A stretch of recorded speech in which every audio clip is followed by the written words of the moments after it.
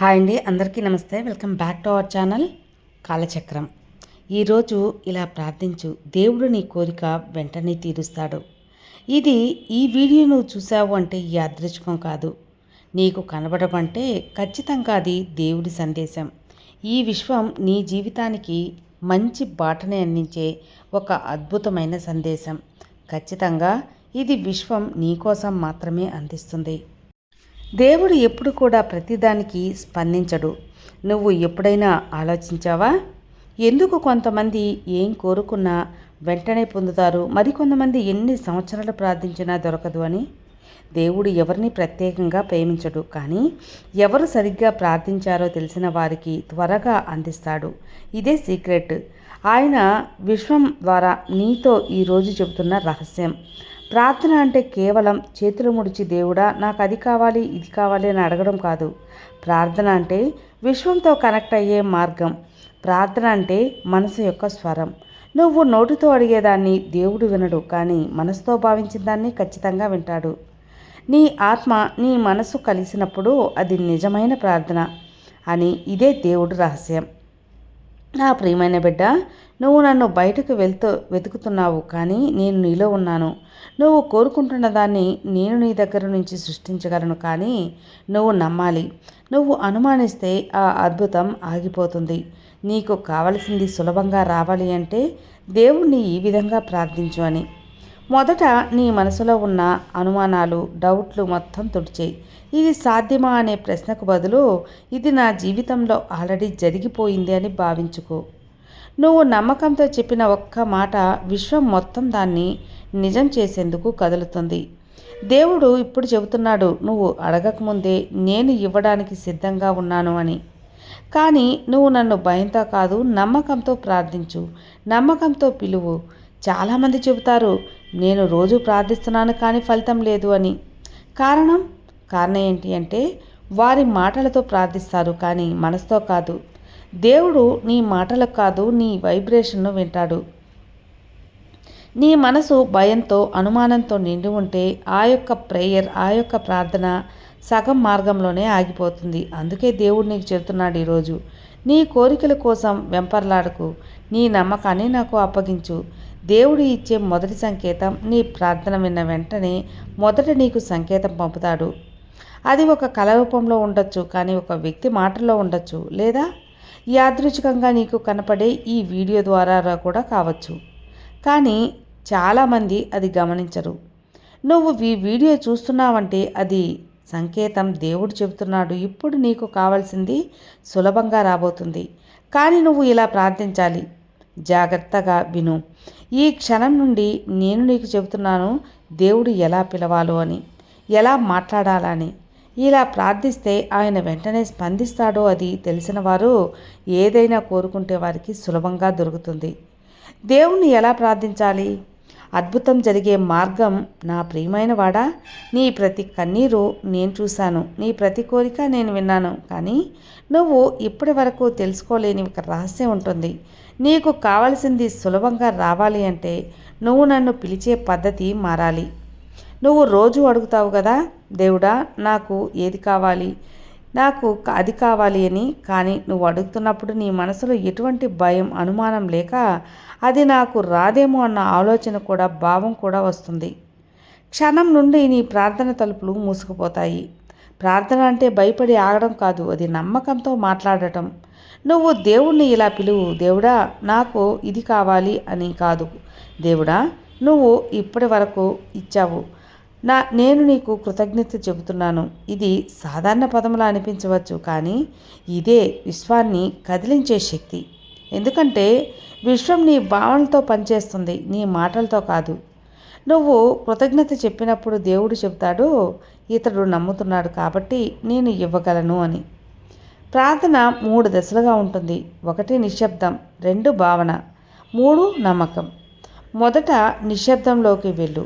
నీ మనసు శాంతంగా ఉన్నప్పుడు మాత్రమే దేవుడు స్వరం అనేది వినిపిస్తుంది. తర్వాత నీ కోరికలుగా భావించు, అది ఇప్పటికే నిజమైందని అనుభూతి చెందు. నీ హృదయంలో ఆనందం, కృతజ్ఞత, ప్రశాంతత కలగాలి. చివరిగా నమ్మకం. ఇప్పుడు అది జరగబోతుందని కాదు, ఇప్పటికే జరిగిపోయింది అని నమ్ము. ఈ స్థితిలో ఉన్న వారి ప్రార్థనలు ఎప్పుడు కూడా విఫలం కానే కావు. దేవుడు చెప్పే సీక్రెట్ వాక్యం, నువ్వు కోరుకున్నది నేను ఆలస్యంగా ఇస్తానని కాకుండా, నువ్వు సిద్ధమవడానికి నేను సమయం ఇస్తున్నాను. నీ మనసు సిద్ధంగా ఉన్నప్పుడు నీ కోరిక నీకు స్వయంగా వినిపిస్తుంది. అందుకే నేను చెబుతున్నాను, నీ ప్రార్థనను గట్టిగా చెప్పుకో. నీ మనసులో నిశ్శబ్దంగా భావించు. ఆ భావనే నా దిశగా వచ్చే శబ్దం. డబ్బు లేదా సంపద కోసం ప్రార్థన. నువ్వు సంపద కావాలనుకుంటే దేవుని ఇలా పిలువు: ప్రియమైన దేవుడా, నా జీవితంలో సమృద్ధిని నింపినందుకు చాలా థ్యాంక్ యూ. నా జీవితంలో డబ్బు సులభంగా రప్పించినందుకు, సహజంగా ఆనందం ప్రవహిస్తున్నందుకు నిన్ను చాలా నమ్ముతున్నాను. నీకు చాలా కృతజ్ఞతలు. ఈ మాటలు పలికిన వెంటనే నీ హృదయం ఒక వెలుగుతో నిండిపోతుంది. ఆ వెలుగు నమ్మకంగా మారుతుంది. ఆ నమ్మకం దైవశక్తికి అనుభూతి. దేవుడు చెబుతుంటాడు, ప్రార్థనలో నువ్వు కావాలి మాటలు కాదు. నువ్వు నన్ను పిలిచేటప్పుడు నీ మనసు ఎక్కడో తిరుగుతూ ఉంటే నీ ప్రార్థన నా దగ్గరికి చేరదు. నీ మనసు ఆత్మ పూర్తిగా నా దిశగా ఒక్క క్షణమైనా మళ్ళినప్పుడు నేను నీలోకి వస్తాను. ఆ క్షణంలో నీ కోరిక జీవం పొందుతుంది. ప్రార్థన చేసిన వెంటనే చాలామంది మళ్ళీ ఆందోళన పడిపోతారు. ఇది నిజంగా జరుగుతుందా అని దేవుడు చెబుతూ ఉంటాడు. కానీ నువ్వు అడిగిన తర్వాత మౌనం కావాలి, అనుమానం ఉండకూడదు. ప్రార్థన అంటే తలుపు తట్టడం, మౌనం అంటే తలుపు తెరవడం. నువ్వు ఆగి శాంతంగా ఉన్నప్పుడు నేను నీ జీవితంలోకి ప్రవేశిస్తాను. ప్రతి కోరికకి ఒక కీ అనేది ఉంటుంది. ఆ కీ పేరే నమ్మకం. నువ్వు నమ్మకాన్ని నాలో ఉంచిన క్షణం నుంచి ప్రపంచం నీ కోసం కదలడం మొదలవుతుంది.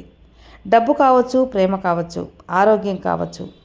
నువ్వు ఎప్పుడు కోరిక పెట్టి దానిని ఇప్పటికే సిద్ధంగా చేశాను కానీ నువ్వు స్వీకరించే స్థితిలో ఉండాలి. అదే నిజమైన ప్రార్థన శక్తి. నా ప్రియమైన వాడా, నువ్వు ఏదైనా కోరుకున్నప్పుడు అది నేను విని స్పందించాలని గుర్తుంచుకో. నీ మనసు నిశ్శబ్దంగా ఉన్నప్పుడు నేను నీలో మాట్లాడుతున్నాను. ప్రార్థన అంటే అడగడం కాదు, స్వీకరించడానికి సిద్ధం అవ్వడం అని. ఈ యూనివర్స్ మన జీవితంలో అందించే సంకేతాలు, మన జీవితంలో మారే సంఘటనలు, దైవ సమయం చిహ్నాలు ఎలా ఉంటాయో ఇప్పుడు తెలుసుకుందాం. నువ్వు ఎప్పుడైనా ఆలోచించావా, దేవుడు నీ ప్రార్థన విన్నాడో లేదో తెలుసుకోవాలో? చాలామంది అంటారు కదా, నేను ఎన్నిసార్లు దేవుణ్ణి పిలిచాను కానీ ఆయన స్పందించలేదు అని. కానీ నిజం ఏంటంటే దేవుడు ఎప్పుడూ స్పందిస్తాడు, కానీ మనం ఆ స్పందనను గుర్తించలేమంతే. దేవుడు మాట్లాడే భాష సంకేతాలు. దేవుడు మాటలతో మాట్లాడడు, ఆయన సంకేతాలతోనే మాట్లాడతాడు. ఒకసారి నువ్వు హృదయపూర్వకంగా ప్రార్థిస్తే ఆయన నీ చుట్టూ ఒక శక్తిని ఏర్పరుస్తాడు. ఆ శక్తి నీకు కొన్ని సంకేతాల రూపంలో కనబడుతూ ఉంటుంది. సంకేతం ఒకటి యాదృచ్ఛికం లాంటిది, కానీ దైవం పంపిన సూచన. నువ్వు ఒక నిరాశలో ఉన్న రోజు అకస్మాత్తుగా నీకు ఒక ఆశ కలిగించే వీడియో కనిపించవచ్చు, లేదా ఎవరో నీకు నమ్మకం అన్నీ సరిగ్గా అవుతాయి అంటారు. నువ్వు అనుకుంటావు ఇది యాదృచ్ఛికం, కానీ కాదు, అది నేను పంపిన సంకేతం. నువ్వు ఇప్పుడు ఈ వీడియో వినడం కూడా యాదృచ్ఛికమైతే కాదు, ఇది దేవుడు నీకు చెబుతున్న సమాధానం. సంకేతం రెండు కళ్ళల్లో వచ్చే దైవ సూచన. కొన్నిసార్లు భగవంతుడు ఈ కళ్ళల్లో మాట్లాడతాడు. నువ్వు ఏదో తలిచి నిద్రపోతావు, కానీ ఆ రాత్రి నీకు శాంతి ఇచ్చే దృశ్యాలు కనిపిస్తాయి. వాటిని నిర్లక్ష్యం చేయకు, ఎందుకంటే ఆ కళ నీ ఆత్మకు ఇచ్చిన దైవ సందేశం కాబట్టి. సంకేతం 3, ఆత్మలో కలిగే అకస్మాత్తుగా శక్తి. ఎప్పుడైనా నీకు ఇలా అనిపించిందా, ఇంకా ఏం జరగకపోయినా నాకు ఎందుకో ప్రశాంతంగా ఉంది అని? అది దేవుడు నీలో ఉన్న సంకేతం. ఆయన చెబుతూ ఉన్నాడు, నువ్వు నమ్ముతున్నావు కాబట్టే నేను పని ప్రారంభించాను. సంకేతం 4, అడ్డంకులు తాత్కాలిక పరీక్షలు మాత్రమే. కొన్నిసార్లు నువ్వు ప్రార్థించిన తరువాత ఏదైనా అడ్డంకులు వస్తాయి, జరిగే తారుమారు అనిపిస్తుంది. నువ్వు అనుకుంటావు దేవుడు విన్నాడా, కానీ దేవుడు చెబుతున్నాడు, నేను ఈ మార్గాన్ని సరిచేస్తున్నాను, నీకు బలాన్ని పెంచుతున్నాను.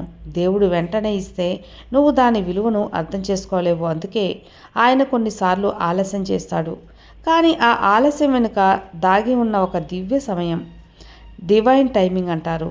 దేవుని సమయం ఎప్పుడు వస్తుంది? ప్రపంచం మొత్తం నీకు వ్యతిరేకంగా ఉన్నట్లు అనిపించినా ఒక్క క్షణం వస్తుంది. అప్పుడు ప్రతీదీ సడన్గా నీకు అనుకూలంగా మారిపోతుంది. అది దేవుడి సమయం. ఆ క్షణం వచ్చినప్పుడు నీకు ఆశ్చర్యం జరుగుతుంది. ఇది ఎలా సాధ్యమైంది? కానీ నీ మనసులో ఉన్న చిన్న వాక్యం గుర్తుకు వస్తుంది.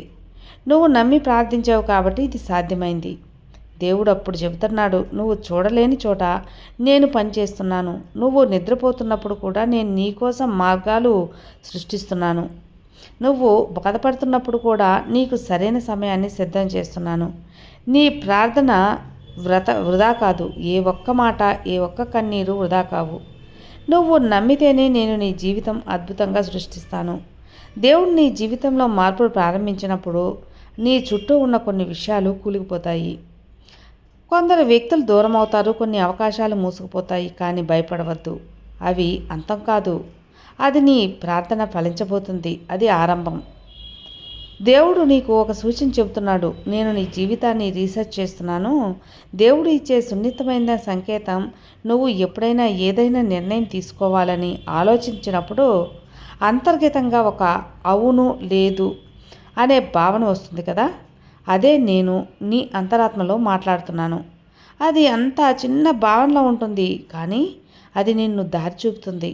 నువ్వు వినిపించుకుంటే నీ జీవిత మార్గం సులభమవుతుంది. దేవుడు చెబుతున్న చివరి మాట, ఇప్పుడు సిద్ధం. నా ప్రియమైన వాడా, ఇప్పుడు నువ్వు తెలుసుకుంటున్నావు నీ ప్రార్థన ఎలా వినిపించాలో, నేను ఎలా స్పందిస్తానో. ఇప్పుడు నీ సమయం దగ్గర పడుతుంది. నీకు కావాల్సినది సులభంగా రాబోతుంది. కానీ నువ్వు గుర్తుపెట్టుకో, ఈ ప్రార్థన నీకు సమాధానం, నమ్మకం. దేవుడు ఎప్పుడూ ఆలస్యం చేయడు. ఆయన సమయం పర్ఫెక్ట్గా నీ కోరికలు సులభంగా రావాలంటే ఎలా సిద్ధం కావాలి, నీ మనసు ఎలాంటి స్థితిలో ఉండాలి, ఏ భావనలో ఉండాలి, నీ తప్పులు చేయకూడదు అనే అంశాల గురించి ఇప్పుడు తెలుసుకుందాం. నీవు నన్ను ఎప్పుడు కోరుకుంటావు? దేవుడు ఇవ్వడానికి సిద్ధం ఇవ్వాలని కోరుకుంటావు. నువ్వు ఏదైనా కోరుకునే ముందు ఆ కోరికను స్వీకరించడానికి నీ మనసు సిద్ధంగా ఉందా? నువ్వు నిజంగా నమ్ముతున్నావా? నీకు అది రావటానికి సాధ్యమైన ప్రార్థన, దేవుడా నాకు ఇది కావాలి అని అడగడం మాత్రమే కాకుండా, ప్రార్థన అంటే దేవుడా నువ్వు ఇస్తావని నేను ముందే నమ్ముతున్నాను అని చెప్పడమే. ఈ తేడానే అద్భుతం సృష్టిస్తుంది. నువ్వు ఏదైనా కోరుకున్న తర్వాత దానిపై ఎటువంటి సందేహం లేకుండా ఉండాలి. ఎందుకంటే ప్రతి సందేహం నీ ప్రార్థన నెమ్మదిగా ఆపేస్తుంది. కాబట్టి ఇదే దేవుడిచ్చే బహుమతులు నమ్మకం రూపంలో వస్తాయి. దేవుడు డబ్బు, ప్రేమ, శాంతి అన్నీ ఇస్తాడు. వాటిని నువ్వు నమ్మకంతో మాత్రమే స్వీకరించగలవు. నువ్వు ఇది సాధ్యమేనా అని అడుగుతుంటే దేవుడు చిరునవ్వుతో చెప్తాడు, నేను సిద్ధంగా ఉన్నాను, కానీ నువ్వు నమ్మే వరకు వేచి ఉంటాను అని. కృతజ్ఞతలు అద్భుతానికి ద్వారాలు. నువ్వు ఇప్పటికే ఉన్నదానికి కృతజ్ఞత చెప్పడం నేర్చుకో. అప్పుడే నీ యొక్క జీవితం అద్భుతంగా ఉంటుంది, విశ్వానికి కనెక్ట్ అవుతుంది. కాబట్టి ఎప్పుడు కూడా నీ జీవితంలో డబ్బు, సంపద, అవకాశాలు, పేరు, ప్రఖ్యాతులు అన్నీ రావాలి అంటే వచ్చినట్టు ఊహించుకొని ఇస్తున్నందుకు విశ్వానికి కృతజ్ఞతలు చెప్పు. Thank you universe, thank you so much. నాకు ఈ డబ్బు, సంపద అన్నీ అద్భుతంగా నా జీవితంలో సంతోషాలు ప్రవాహంలో ఇచ్చినందుకు thank you so much universe. ఒకసారి మీరు కూడా థ్యాంక్ యూ యూనివర్స్ అని కామెంట్లో తెలియజేయండి. థ్యాంక్ యూ విశ్వమా, thank you universe, thank you so much. ధన్యవాదాలు విశ్వమా.